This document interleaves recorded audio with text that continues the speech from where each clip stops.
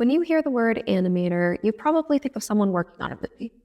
I've been a professional animator for 6 years now, and not once have I worked on a movie scene or a TV show. Movies might be the most memorable part of the animation industry. Most of the animation you see day to day is a lot quieter, and you probably don't even label it as animation. So let's take a step back and let's see what else lives in this misunderstood industry. I've broken this video into 5 sections. Think of these as subcategories of the animation industries with common types of animation. Movies and TV will be one of the categories, but with a slight twist. Let's start with the first one, informational and educational, the animated lessons. This is all about how information and education are delivered to people. What kind of animation would possibly go into boring education? There's whiteboard animations. You've seen them drawing on whiteboards to explain an idea.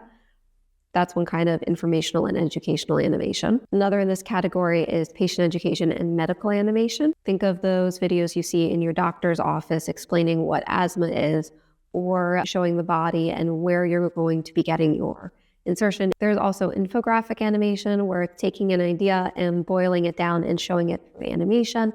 I actually remember doing this in my design school. And the last one that I'll bring up in this educational informational animation is kinetic typography, or text animation. Kinetic typography is that type moves.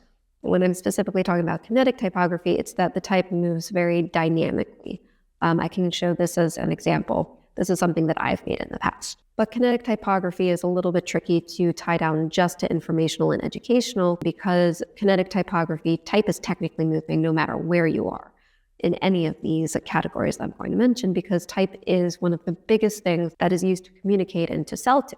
Section number 2, marketing and brand animation, the animation that sells. Marketing and brand animation. Usually it refers to the ability to sell something through the use of motion. Some common types of animation are going to be TV commercials. Think of the medication commercials you see specifically with Ozempic these days, products that you see getting posted online, anything that is getting sold to you. But the other part of this is also logo animation. These are things that companies pay for, and it is to animate their logo so that it can go in there.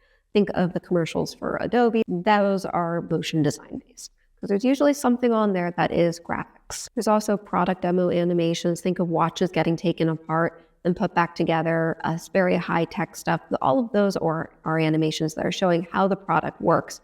And that's definitely more 3D animation, but animation nonetheless. And the last one in marketing and branding animation is broadcast graphics. These ones don't so much as sell, but they are definitely part of a brand. Think of weather channels and the graphics behind them of the city, of the state, of the country, with all of the weather little symbols on there. Somebody animated those symbols. Also, if you've ever seen those breaking news like pop-ups, maybe it's just very TV and movie-ified, but that's also animation because somebody animated that. Section number 3, live action, the hidden movie animation.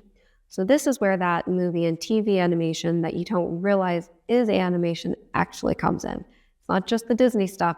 This is the stuff you see in the live action pieces. This kind of animation is very subtle. This isn't what you'd normally see, but that's what this whole video is about anyway, right? Again, it just strikes me as so amazing, the many different talents that animators have and that they can pull off in order to create all these different kinds of animations. Places where you will see animation that you actually don't realize is animation in live action are the end credits and the opening credits. It can be that black list of who worked on what, scrolling up from the bottom of the screen. It can be those more impressive end credits with extra graphics. It could be an opening sequence from on a Netflix show. All of those are animation. And that was just the first kind of animation in live action. There are also these things called HUDs, which I actually did not know about until I did a little bit of research into this for the video. And these are in-world interfaces. Let's go to a famous one, Jurassic World, and you see all of their faces with their little monitors on, and you can see the heart rates. That is animation. Somebody animated that, and then they put it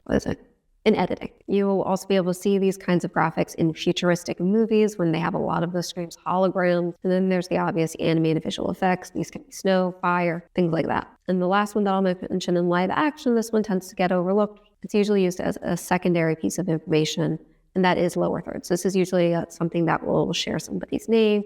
In the documentary, it might say where they're located, what city, but where else is animation hidden? Because movie is one, but that's a very obvious one. How about in games? Games and interactive media, the responsive animation. Games happen because animators, usually 3D animators, end up building graphics to be used in animation. Character rigging, scene building, idle movements of the characters, poses, attacks, all of that is built as an animation asset because the animator is building it. Also, there's the UX and the UI animation, which is usually when you're scrolling through the menu or pressing buttons. All of that is animation. The little highlight on the button and then you press it and then it changes to a different color, that's an animation too, though it leans more into the UI UX design. Animation doesn't just stop in games and interactive media, it also goes into our social media scrolling. Social media, the scroll stopping animation. This section's interesting because it has a lot of crossover with the other categories, but I'll say this is probably one of the most visible, invisible animation because the types of the animation you see on your social media, let's take this YouTube, for instance. If you remember those title cards that I've been using, the words coming on, that's an animation. Any icons pop up, that's another animation. Also, GIFs, stickers, emojis, those are all animation that somebody designed. Once again, there is kinetic typography where the text moves. That can be similar to the YouTube title cards. There are the brand intros. Some of these places have those little intros that do that. That's 5 categories, but did it cover all of the animation in the industry? No, I know I absolutely missed some. But I hope if you are interested in animation, this has opened your eyes to just how vast and broad this animation industry is. It really is more than just movies.